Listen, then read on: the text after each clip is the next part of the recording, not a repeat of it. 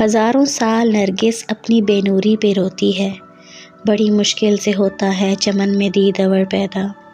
آج ہم شاعر مشرق، شاعر ملت، مفکر اسلام اور مصور پاکستان ڈاکٹر محمد علامہ اقبال کا یوم ولادت بڑے عقیدت و احترام کے ساتھ منا رہے ہیں۔ آج اس سلسلے میں سرکاری اور نجی سطح پر مختلف تقاریب کا انعقاد ہوگا، جبکہ اخبارات یوم اقبال پر خصوصی ایڈیشن شائع کر رہے ہیں اور سرکاری اور نجی الیکٹرانک میڈیا پر فکر اقبال پر خصوصی پروگرام نشر اور ٹیلی کاسٹ کیے جائیں گے۔ اقبال ہی اسلامیان برصغیر کے وہ واحد اور بے بدل قائد ہیں جنہوں نے انگریز اور ہندو کی سیاسی اور اقتصادی غلامی میں جکڑے ہوئے مسلمانان ہند کی قسم پرسی اور کم مائگی کا احساس کرتے ہوئے ان کے لیے ایک الگ خطہ ارضی کی ضرورت محسوس کی اور صرف اسی پر ہی اکتفا نہ کیا بلکہ اپنے خطبہ الہ آباد میں مسلمانوں کو کی الگ مملکت کا پورا نقشہ پیش کر دیا اور پھر ایک دردمند مسلم لیگی قائد کی حیثیت سے قائد اعظم محمد علی جناح کو، جو انگریز اور ہندو کی غلامی میں جکڑے مسلمانوں کی حالت زار سے مایوس ہو کر مستقل طور پر لندن چلے گئے تھے، خط لکھ کر واپس آنے اور اسلامیان ہند اور مسلم لیگ کی قیادت کرنے کے لیے قائل کیا۔ شاہیں کبھی پرواز سے تھک کر نہیں گرتا،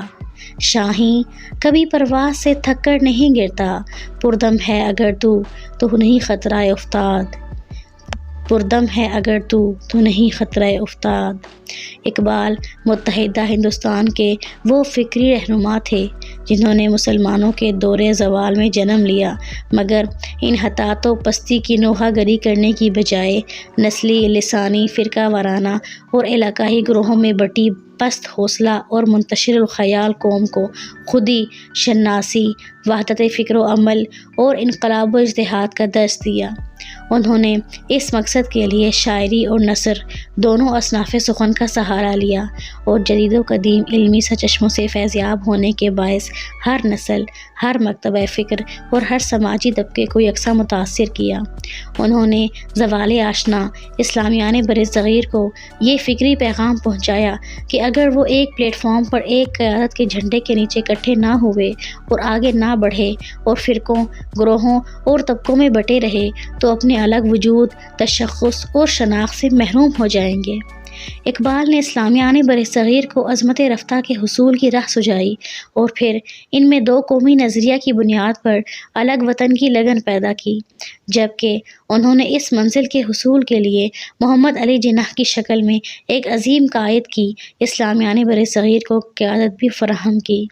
اقبال نے اپنے تاریخی خطبہ الہ آباد میں مسلمانوں کے لیے ایک جدید دور کی ایک ایسی اسلامی جمہوریت کا خاکہ فراہم کیا جو مسلمانوں نے روٹی، روزگار اور قومی اور ملی تشخص کی ضامن ہو۔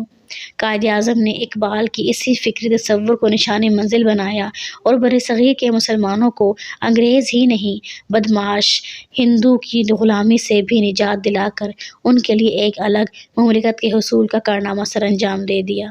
اس لیے حقیقت سے انکار ممکن نہیں کہ برصغیر کے مسلمانوں کو اقبال اور قائد اعظم کی قیادت میسر نہ ہوتی تو ان کے لیے الگ مملکت کی کبھی سوچ پیدا نہ ہوتی، نہ اس کا حصول ممکن ہوتا۔ قائد اعظم خود بھی علامہ اقبال کی قائدانہ صلاحیتوں کے قائل تھے، جنہوں نے ان کے انتقال پر تعزیتی بیان میں اعتراف کیا کہ ان کے لیے اقبال ایک رہنما بھی تھے، دوست بھی تھے اور فلسفی بھی تھے، جو کسی ایک لمحے کے لیے بھی متزلزل نہ ہوئے اور چٹان کی طرح ڈٹے رہے۔